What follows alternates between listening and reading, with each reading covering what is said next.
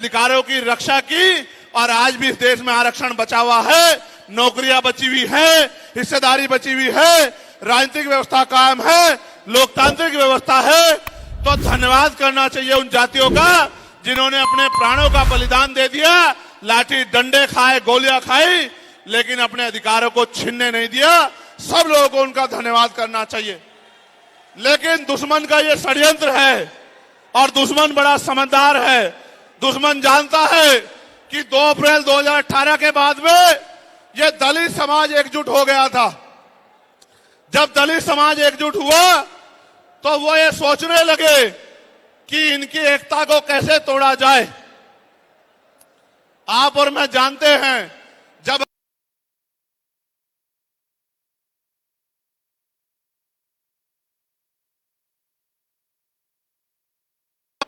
अगर आप झाड़ू की सिक्कों को इकट्ठा कर दोगे, वो सिक्के जो हैं एकजुट हो जाएंगे, उनको बांध दिया जाएगा तो वो सारा कचरा साफ कर देंगे।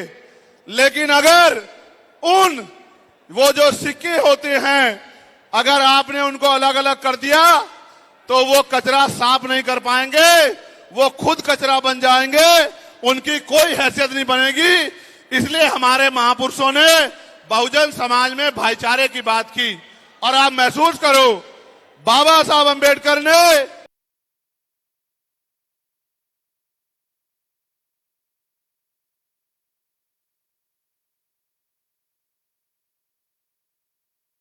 अपने विरोधियों बैरियों के खिलाफ संघर्ष भी करना है, अपने अधिकारों के लिए संघर्ष भी करना है।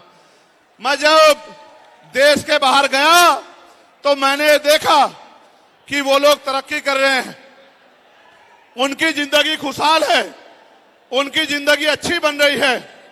लेकिन उनकी जिंदगी तो अच्छी बन रही है, लेकिन 75 साल की आजादी के बाद आज भी भारत में 80% लोग ऐसे हैं जो रोटी कपड़ा मकान से वंचित है, जिनको इज्जत की जिंदगी नहीं मिल रही। तो मैं ये देख रहा था, मुझे बड़ी खुशी हो रही थी। लेकिन जब मैं भारत की तरफ देखता हूं तो बड़ी निराशा हाथ लगती है। फिर ये महसूस करता हूं कि आज जो कुछ हमारे पास है वो हमारे महान पुरुषों की संघर्ष की वजह से है। अगर हमारे महान पुरुष संघर्ष नहीं करते तो जो आज हमें मिला है ये भी हमें किसी कीमत पे नहीं मिलता। आप जानते हैं, हमेशा आरक्षण के खिलाफ चाहे सुप्रीम कोर्ट हो या मनुवादी दल हो, सब लोगों ने आरक्षण को समाप्त करवाने के लिए एड़ी चोटी के जोर लगा दिए। और इसका सबसे बड़ा हमला इस पे कब हुआ, जब 10% EWS लागू हुआ। मुझे माफी चाहते हुए कहना है कि हमारे दलों ने भी हाथ उठा के, जो हमारे पूर्व के दल थे, उनका समर्थन किया, जबकि वो आरक्षण पे सबसे बड़ा हमला था। अगर उसी दिन हम लोगों ने सड़कों पे निकल के अपनी आवाज को उठाया होता तो किसी की मां ने दूध नहीं पिलाया होता कि वो दोबारा आरक्षण पे हमला करने के बारे में सोच लेता। ये भाजपा के लोग जो सत्ता में बैठे हैं, इन्होंने वोट तो आपसे हमसे ली धर्म के नाम पे, भाईचारे के नाम पे, लेकिन सत्ता में आके ये लोग अपने लोगों का काम करने लगे, अपने महापुरुषों की विचारधारा को आगे बढ़ाने लगे। और हम लोग रोटी रोटी के लिए मोहताज लोग, जुल्म जाति के शिकार लोग परेशानी की जिंदगी जीने लगे।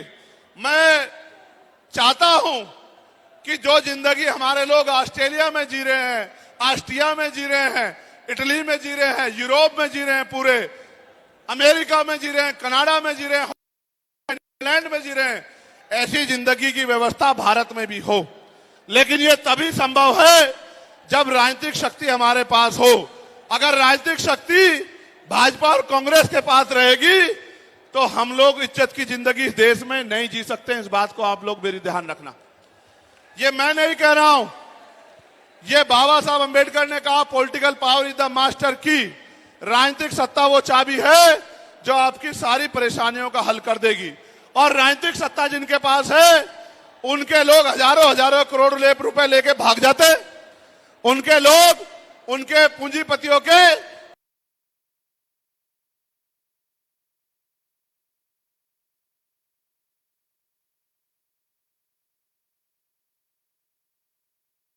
लिख के आपको जेल भेजने का काम सरकार कर देगी और आपके घर की कुर्की भी करा देगी। आप किसानों का, मजदूरों का हाल देख लो, आप नौजवानों का हाल देख लो इस देश में क्या है।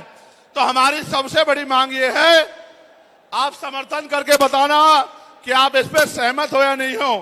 बताओ, जातिवार जनगणना होनी चाहिए नहीं होनी चाहिए? एक सुर में बताओ, होनी चाहिए नहीं होनी चाहिए? साथ साथ इस देश में जातिवार जनगणना के साथ साथ जितने भी सरकारी संस्थान हैं, यह पैसे देकर बुलाई गई भीड़ नहीं है, दारू पिलाकर, चिकन खिलाकर, जबरदस्ती ट्रक में भरकर लाए हुए लोग नहीं हैं। यह सब अपने आप आए हैं। इनके दिलों में विश्वास है चंद्रशेखर आजाद अच्छा आदमी है, अच्छा नेता है, यह हमारा भविष्य सुधारेगा, यह हमारी सरकार बनाए। रिजर्वेशन के सम्मान में भीम आर्मी चीफ चंद्रशेखर आजाद ने गजब भीड़ इकट्ठा की है, संविधान की नई सेना तैयार किया है। दिल्ली के इतने बड़े स्टेडियम को भर देना मामूली बात नहीं है। भीम आर्मी चीफ और नगीना सांसद चंद्रशेखर आजाद की तरफ से दिल्ली के इंदिरा गांधी स्टेडियम में बुलाई गई ऐतिहासिक महारैली में उमड़ा भारी जन सैलाब।